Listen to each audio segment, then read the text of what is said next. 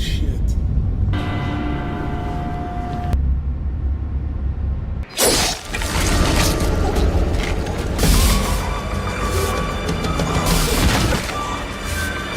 Pada kesempatan kali ini saya akan kembali menemani waktu luang kalian dengan membahas sebuah film bertemakan psikopat lagi berjudul Light Tourist bagian kedua. Dan memang diketahui film yang akan saya ceritakan malam ini tuh merupakan lanjutan dari video sebelumnya ya. Kalau misalkan kalian belum nonton sequel pertamanya, saya saranin buat nonton dulu supaya relate gitulah. Menceritakan tentang seorang perempuan bernama Alicia yang berhasil membunuh seorang psikopat bertopeng dengan cara menyiramkan cairan asam ke bagian wajahnya. Namun tanpa disadari, ternyata psikopat itu malah bangkit kembali dan berencana akan membalaskan dendam kepada Alicia. Akankah Alicia selamat? Oke, kalau misalkan kalian penasaran tanpa berlama-lama lagi, mendingan kita langsung aja yuk ke filmnya. Enjoy the movie.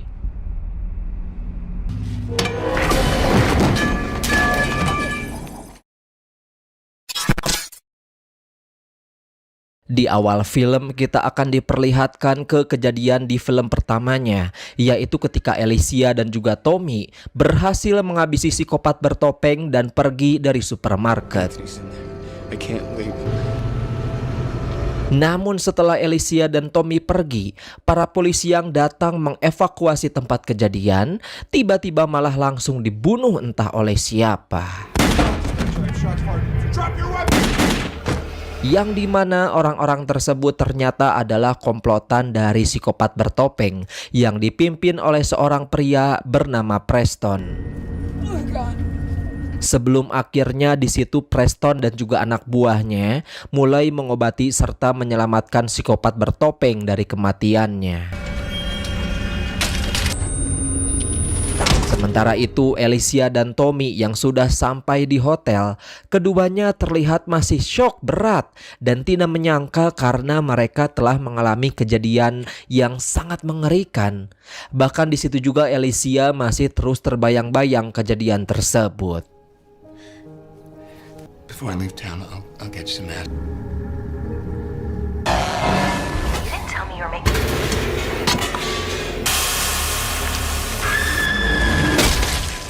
Tommy mulai berusaha menenangkan Alicia, kemudian menyuruhnya untuk beristirahat saja, sementara dia akan pergi keluar membeli persediaan makanan.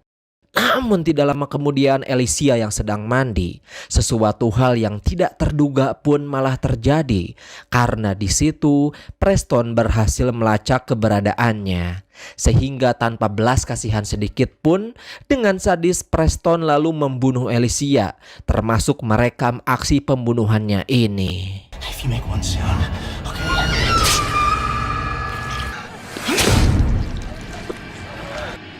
Singkat cerita, Tommy yang baru saja pulang membeli makanan, alangkah kagetnya dia karena melihat Alicia yang sudah tewas secara mengenaskan. Sementara di tempat lain, film lalu kembali diperlihatkan kepada psikopat bertopeng yang sebelumnya sudah sekarat. Dia sedang diobati karena sempat mengalami luka bakar akibat bahan kimia yang kita lihat di awal film pertama. Some irrigation.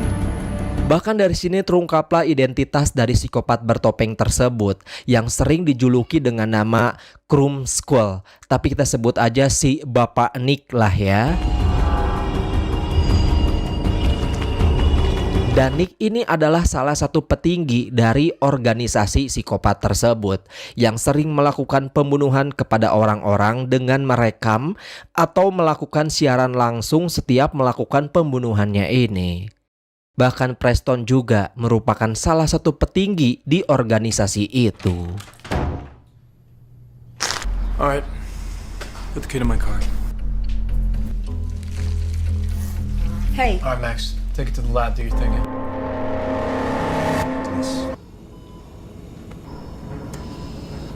Build her for you. I didn't.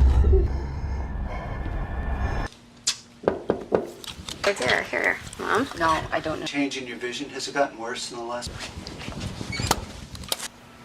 So am I going blind? Singkat cerita, setelah 3 bulan berlalu, akhirnya kondisi Nick pun sudah mulai membaik, meskipun dia harus mengalami luka cacat di bagian wajahnya. Tapi di situ dia merasa emosi sebab mengetahui tentang Alicia yang sudah tewas dibunuh oleh Preston. I'll help you. For the concert tonight, Allie is gonna come over. Well, you legal medicine. I gotta get to it. Seorang anggota organisasi pun kemudian mulai mencarikan Nick target baru, yang dimana target barunya ini adalah seorang wanita cantik bernama Jessica.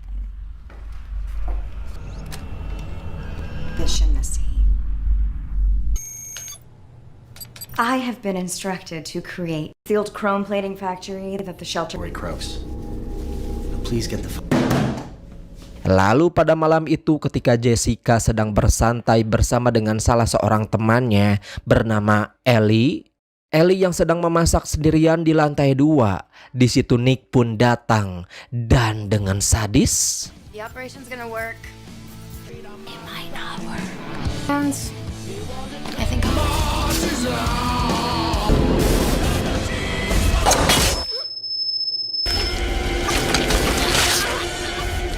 sementara Jessica yang panik karena Ellie sudah terbunuh, dia pun malah berakhir diculik oleh psikopat tersebut.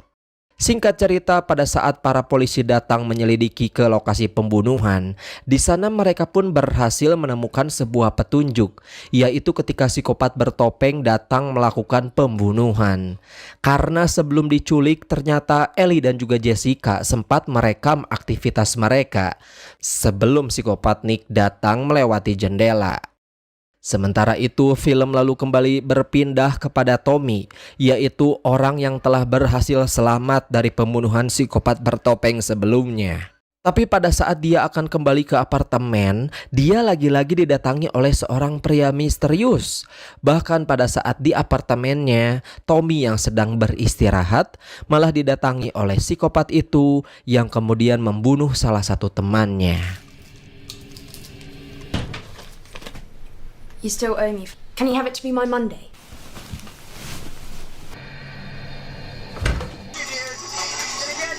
Let me do it. This part is a little creepy, and you have no fucking idea where we're going.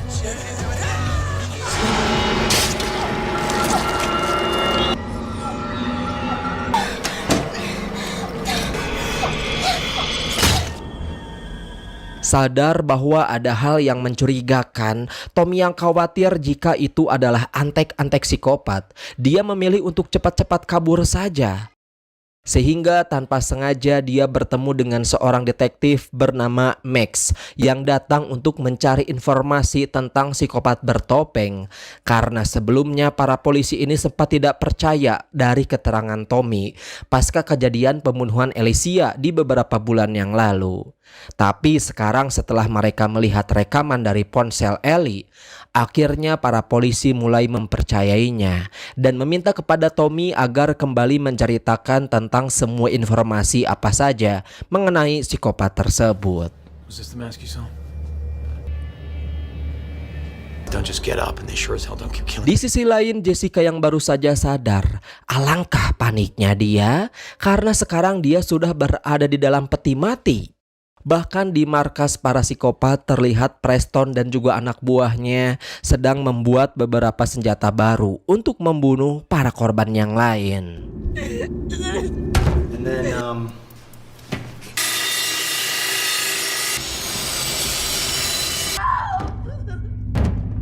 it seems as though you've been moving forward. Last time. Listen, down. Rogue and get your face horrible shit to you. You know that you know what I'm a fucking I feel like where am I supposed? Who told me that? I'm not safe here. Hey, I'm not.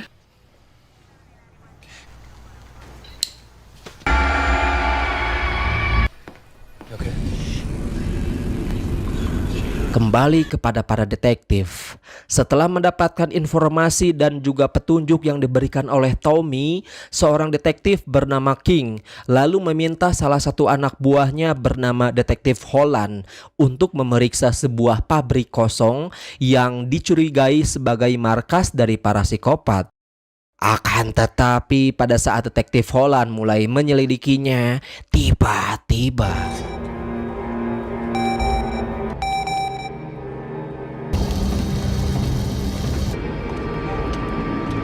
Ask him what the exact spelling of the license is.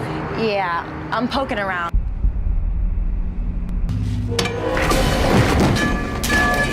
Di situ dia malah berakhir tewas akibat dibunuh oleh Preston menggunakan senjata barunya.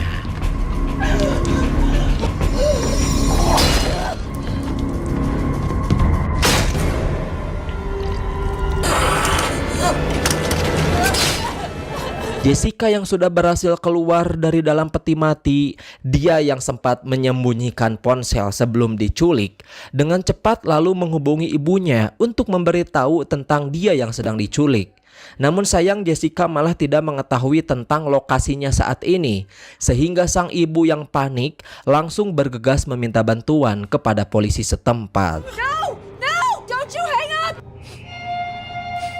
We're going to see your boss. My daughter's alive. Okay, Mrs. A Kennedy. lot of noise in the background. I want to talk to your boss.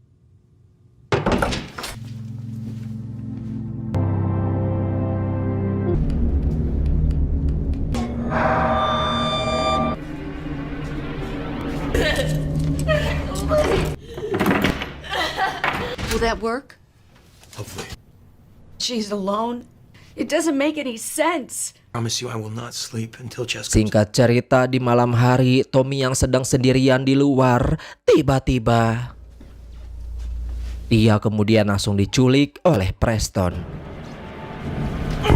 Sebelum akhirnya Tommy dibawa ke markas para psikopat dengan disekap bersama dengan Jessica. I promise I won't have anything. Pretty punctual. It's kind I'm of almost legally blind. I would never be an adult. I could use the practice. It's not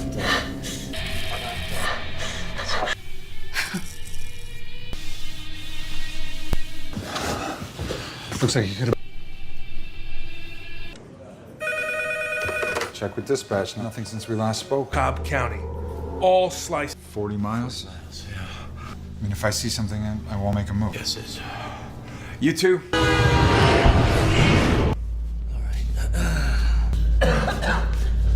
Di situ sempat terjadi konflik kecil antara Nick dan juga Preston karena Preston sering meniru dan juga menggunakan identitas Nick sebagai psikopat bertopeng.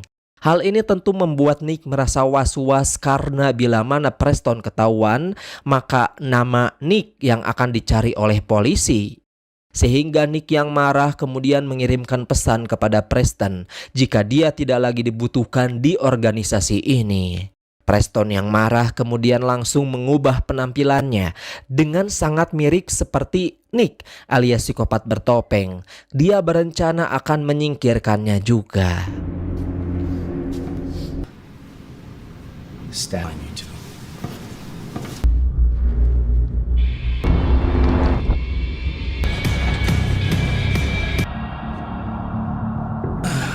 Let's go right here.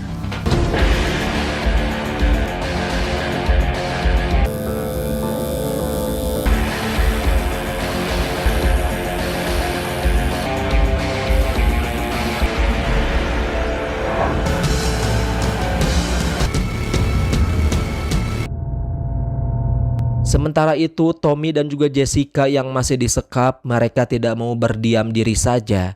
Maka dari itu mereka mulai bergerak untuk meloloskan diri.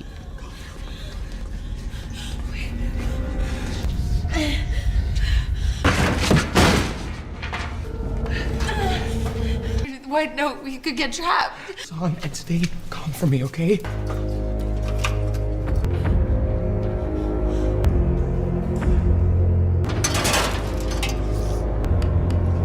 Hurry. Homicide case. Okay, slow down. Who took you? Give me a description.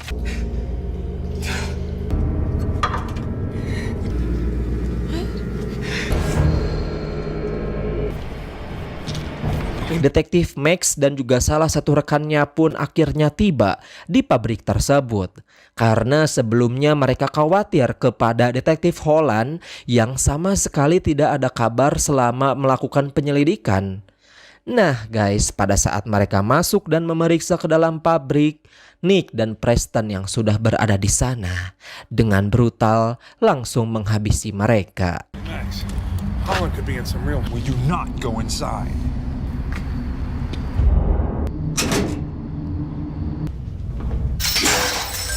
We just need to find something to keep.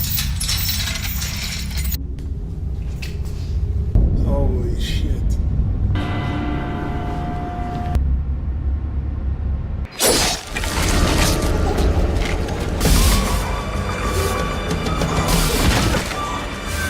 Sementara itu Tommy dan juga Jessica yang gagal mencari jalan keluar, lagi-lagi malah harus dibuat panik oleh kedatangan Preston yang ingin membunuh mereka. Namun pada saat akan dibunuh, Nick lalu datang menghentikan Preston sehingga di situ sempat terjadi aksi perkelahian di antara mereka.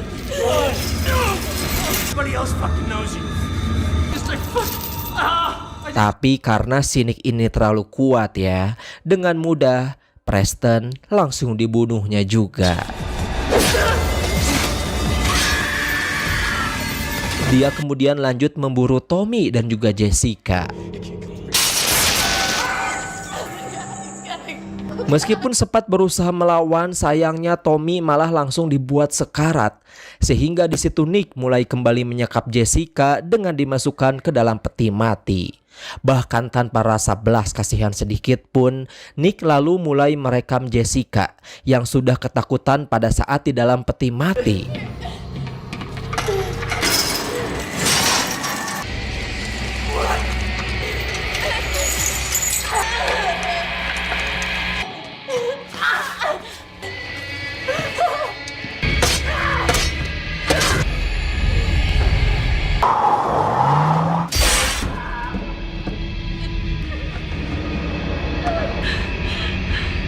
Di sisi lain, Detektif King dan juga anak buahnya pun akhirnya tiba juga di gedung itu. Saat masuk dan memeriksa ke dalam gedung, Detektif King yang melihat keberadaan psikopat bertopeng, dia langsung mendodongkan senjata sambil menyuruh Nick untuk tidak melawan. Switchers. Cut him. She's alive. Tapi meskipun sudah dikepung oleh beberapa orang, si Nick ini malah berhasil melawan balik, bahkan berhasil membunuh para detektif terkecuali Detektif King yang hanya dibuat terluka parah. Pada saat Detektif King akan dibunuh, Jessica yang telah berhasil keluar dari dalam peti, dia berusaha mengalihkan perhatian.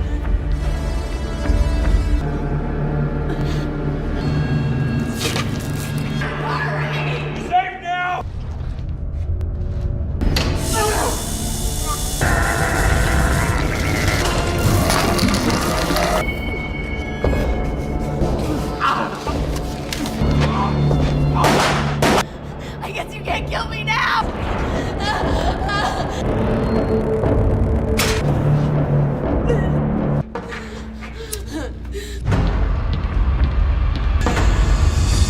Lalu ketika mendapatkan kesempatan, dengan cepat Jessica langsung menyerang Nick sampai topengnya lepas.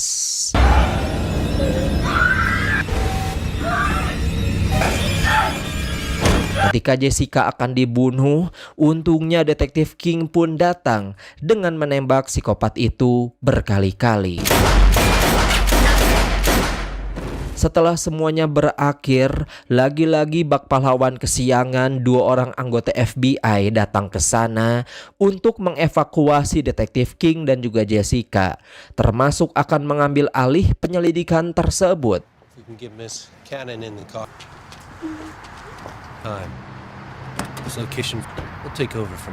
Akan tetapi Nick yang sebelumnya sempat dikira tewas oleh mereka, ternyata masih belum tewas dan langsung pergi menghilang dari pabrik itu. Dan dapat dipastikan bahwa suatu saat Nick akan kembali untuk meneror Jessica dan juga Detektif King. Lalu di akhir film kemudian kita pun mulai diperlihatkan kepada seorang wanita bernama Nyonya Cromance yang ternyata itu adalah istri Nick, sang psikopat bertopeng. Setelah para FBI menjelaskan bahwa Nick suaminya ini adalah seorang pembunuh berantai, seketika hal itu pun langsung membuat istrinya ini shock. Bahkan dia yang masih belum menerima bahwa suaminya adalah seorang pembunuh, dia kemudian mengambil pistol milik salah satu anggota dan tanpa ragu langsung mengakhiri hidupnya sendiri. Tamat, ending yang benar-benar membedulkan. Nah guys, gimana nih menurut pendapat kalian semua? Dan menurut saya pribadi sequel film ini tuh pasti ada kelanjutannya ya. Kita tunggu aja lah, semoga ada lanjutannya. Oke, seperti biasa kalau misalkan kalian suka dengan cerita pada malam ini, boleh banget buat minta like-nya. Dan jangan lupa juga subscribe aja. Jangan lupa juga nyalain notifikasinya, karena kedepannya bakalan banyak banget cerita-cerita menarik yang bakalan saya bahas. So sekian dari saya, see you next time.